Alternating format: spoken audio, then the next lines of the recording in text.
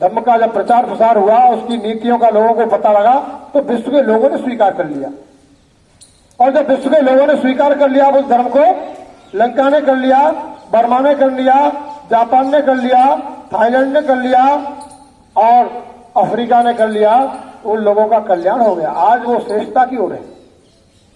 तो इसलिए बाबा साहब डॉक्टर अम्बेडकर ने सोचा कि जो शूद्र समाज है, अगर ये हिंदुत्व के मकड़जाल में रहेगा तो जातिवाद का शिकार बना रहेगा। इसे कुछ लोग अपने आप को श्रेष्ठ बताते रहेंगे जाति के आधार पर, और इसे निकृष्ट समझते रहेंगे, नीची समझते रहेंगे, चाहे ये पढ़ जाए, लिख जाए, IAS IPS हो जाए, मंत्री और मुख्यमंत्री हो जाए, लेकिन जो जाति व्यवस्था में श्रेष्ठ जिसने मान रखा है वो उसको नीची समझेगा। तो ये कहेगा मुख्यमंत्री है तो क्या, जाति से तो मुझसे नीचा है। ये IAS हो गया तो क्या है, जाति से तो मुझसे नीचा है। यानी फिर भी आप नीचे रहे, तो बाबा साहब डॉक्टर अम्बेडकर ने कहा कि जिस व्यवस्था में सुधार नहीं हो सकता, ये मेरे अनुयायियों, आप इस व्यवस्था को त्याग देना, आप भगवान बुद्ध की शरण में आ जाना। भगवान बुद्ध के धर्म में कोई जाति व्यवस्था नहीं होती, कोई ऊंच नीच नहीं होता, सभी के समान समानता का अवसर मिलता है। इसलिए तुम बुद्ध धर्म को ग्रहण कर लेना। ऐसी बाबा साहब डॉक्टर अम्बेडकर ने आपको शिक्षा दी, इसलिए बाबा साहब डॉक्टर अम्बेडकर को महान मानते हैं। तो और वो संकल्प के साथ में उसको पूरा किया। ऐसा नहीं है कि 1935 में कह दी और अंत समय में भूल गए, बुढ़ापा आ गया, मोपा कछुना हो दुबई में।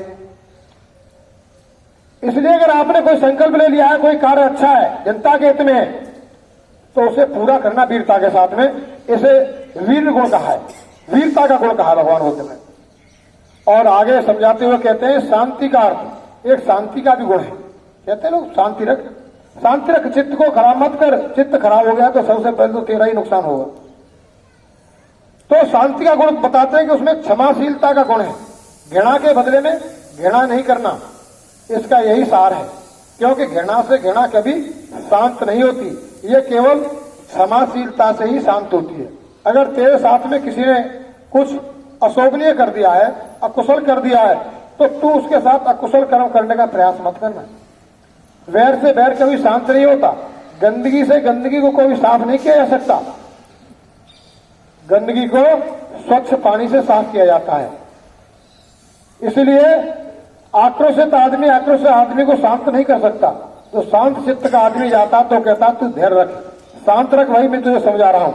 और जब उसके चेहरे की शांति देख के कहता है कि भैया चाचा मैं क्या करूं, बताओ इसने ऐसा कह दिया, कोई बात नहीं है, तो उसके चेहरे को देख करके वो भी शांत होता है।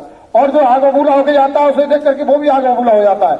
और जब दोनों में आग जली हुई तो दोनों ही नष्ट हो जाते हैं। पता लगा उसने उसकी बांह काट दी, उसने उसकी सिर फाड़ दिया, दोनों ही चले गए।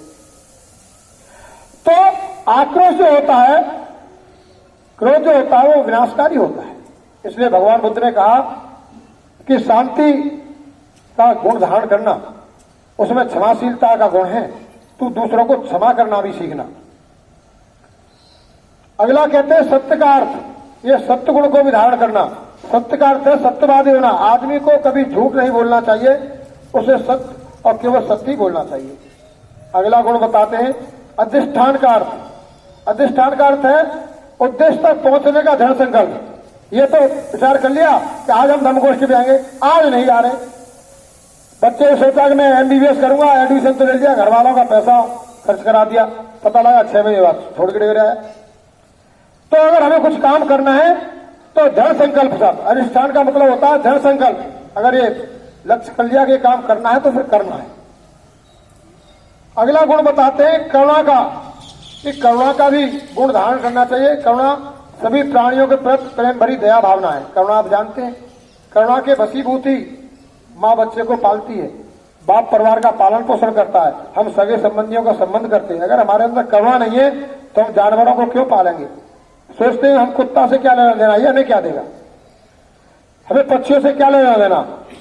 तो करुणा के वशीभूत होकर के हम जो है सारे संसार को एक बंधन में बांधे रखते हैं, परिवार को, समाज को। इसलिए करुणा का भी बहुत बड़ा महत्व है जीवन में। करुणा केवल अपने सगे संबंधियों मित्रों के प्रति नहीं, बल्कि प्राणी मात्र के प्रति होना चाहिए। और जिसमें भी प्राण है, चाहे वो वनस्पति हो, जीव जंतु हो, मनुष्य हो।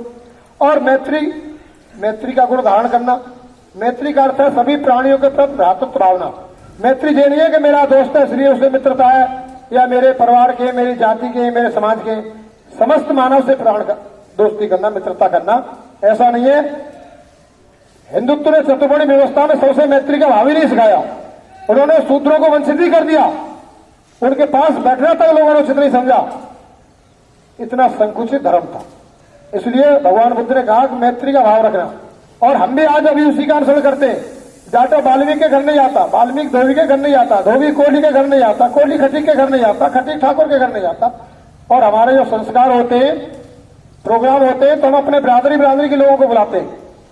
ऐसे हमने 4 दोस्त नहीं बुलाए कि वाल्मीकि 2 आ जाए, 2 धोबी समाज के आ जाए, 2 कोहली समाज के आ जाए, 2 खटीक समाज के आ जाए। तो मित्रता ही नहीं है हमारी। मित्रता हमें उन्होंने बांध दिया जाती है, जाति के लोग मित्र हमारे। तो यह हमारा संकुचित दायरा है, इसको तोड़ना। तू मैत्री मानव से करना, जिसमें अच्छे गुण हैं, वो किसी जाति का हो, बिरादरी का हो, तो उससे मित्रता करना और मित्रता का गुण दूसरों को भी सिखाना। और अगला भगवान बुद्ध बताते हैं उपेक्षा का भाव। उपेक्षा का गुण होना चाहिए, यानी अनासक्त। जो काम कर दिया कोई आशा मत रखना उसके बदले में कि मैंने भला कर दिया तो उससे मुझे कुछ, अनासक्त भाव रखना जो उदासीनता से भिन्न है। यह चित्त की वह अवस्था है जिसमें प्रिय अप्रिय कुछ नहीं है, फल कुछ भी हो सकते हैं।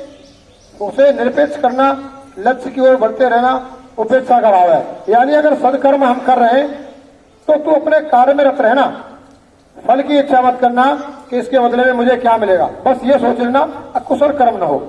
जब कुशल कर्म है तो उसका फल जरूर मिलेगा। समय अंतराल हो सकता है लेकिन मिलेगा जरूर। अगर अकुशल कर्म है तो तू उसको मत करना।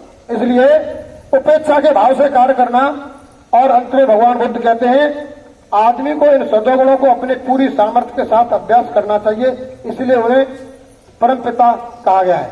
परमपिता किसको कहते हैं? इसमें ये सारे गुण होते हैं। अगर आप भी इन गुणों को धारण कर लें और इनका अनुसरण कर लें तो आपको भी लोग भगवान कहेंगे, आपको भी परमपिता का स्थान मिल सकता है। लेकिन हम इतना कर नहीं पाते, तो इतना नहीं कर सकते तो कुछ तो करें। हम साधारण से असाधारण तो होंगे, कुछ तो श्रेष्ठ बनेंगे, प्रयास तो करें। इसलिए भगवान बुद्ध ने सबके सब सूत्र बताए। आप लोगों ने ध्यानपूर्वक सुना। इस हमारी धम्मवाणी को सोशल मीडिया के माध्यम से जो भी बंधु सुने इसे फॉरवर्ड करना। ये लोक कल्याण का मार्ग है, भगवान बुद्ध का पवित्र मार्ग है। और इस पवित्र वाणी को, अमृत वाणी को सुनना, आपके चित्त को चैन मिलेगा, आपके जीवन में खुशहाली आएगी, भारत अखंड बनेगा, समाज व्यवस्था से जाति व्यवस्था खत्म होगी। इन्हीं सद्भावना के साथ में आप सभी की मंगल कामनाएं करते हुए भवतु सब्ब मंगलम, भवतु सब्ब मंगलम, भवतु सब्ब मंगलम। साथ साथ साथ बाणी समाप्त की जाती है।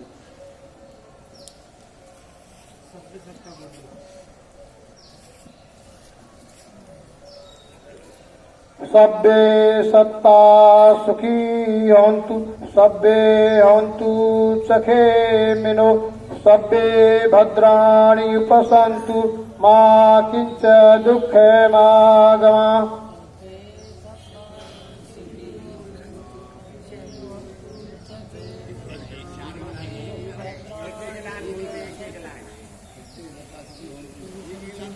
सब्बे सत्ता सुखी हन्तु, सब्बे हन्तु सखेमिनो, सब्बे भद्राणि उपसन्तु, मा किंच दुःखमागमा। सब्बे सत्ता सुखी हन्तु, सब्बे हन्तु सखेमिनो, सब्बे भद्राणि उपसन्तु, मा किंच दुःखमागमा। सब्बे सत्ता सुखी हन्तु, सब्बे हन्तु सखेमिनो, सब्बे भद्राणि उपसन्तु, मा किंच दुःखमागमा। साधु साधु साधु।